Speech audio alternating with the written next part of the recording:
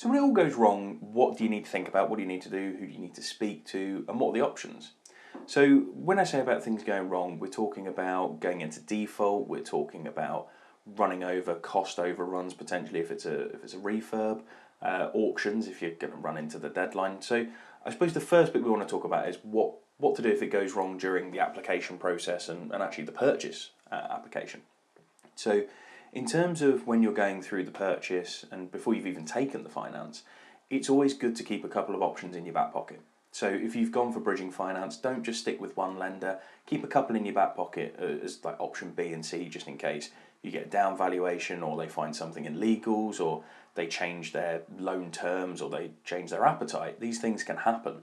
And especially if you're mid-auction, is in halfway through your timescale of that 28 days, it can be very easy to panic and to worry and to think everything's going to fall apart.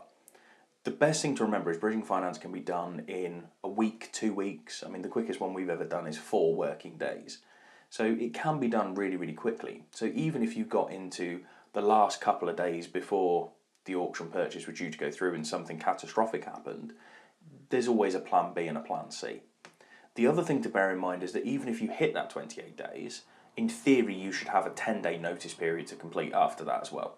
So when it gets to completion day, the auction house will then serve you notice to complete. That normally lasts 10 days, sometimes it can be 5 days, but those 10 days buys you an extra 2 weeks, essentially. So keep that in mind as well, that you've always got that kind of week to 2 week buffer at the end as well. And even if they serve notice to complete, once those 10 days are up, they're not obligated to pull out of the purchase. So they may serve you notice to complete, they might let it run the 2 weeks, and you might be on the crux of just about to finish and finalise on the deal, and they might just be able to grant you an extra day or two. But just keep in mind you've normally got that 1 week to 2 week buffer at the end of it. So that's some of the things to keep in mind when you're going through the initial purchase, especially auction purchases, as to how you can kind of manage timescales and everything else. Now, when it actually gets into the transaction, if you're running over or you think you're going to run over, or if sales are slow or if the build is slow, just keep that communication, keep it going with the lender, keep it going with the broker, keep everyone informed of where you think you're going to end up, because there's nothing worse than, like we said in previous videos, getting to a couple of days before redemption and then asking for a 3-month extension, a 6-month extension, and the lender is there, having had no communication, having to make a credit decision as to whether or not they want to proceed with the loan and allow it to extend, or whether they want to put you into default. So always keep that communication as early as possible. I would say once you're getting into the final 3 months of your loan facility, if you feel like it's starting to get a bit tight, you need to think about asking for extensions, you need to think about refinancing onto another bridge, you need to think about refinancing onto a buy-to-let, because buy-to-let mortgages, commercial mortgages, they're taking 3 to 6 months at the minute anyway to go through. So you need to be thinking about these exit strategies as early as possible.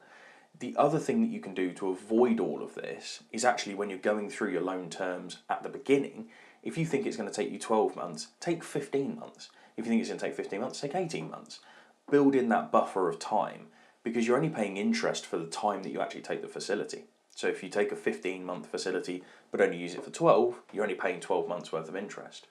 And giving yourself that contingency of time is massively, massively important.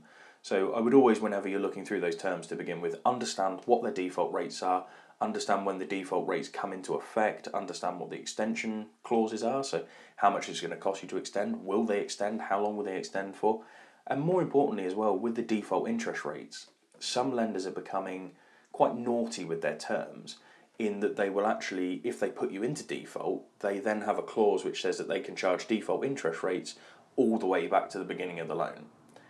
Catastrophic if that happens, because you all of a sudden go from paying 10% per annum on your loan to 36% per annum on your loan, and it just completely wipes the deal out.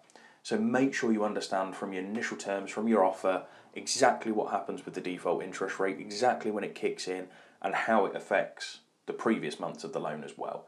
And that's how you can avoid a lot of the issues in terms of things going wrong, because actually you preempt them and understand them beforehand and manage that risk to begin with.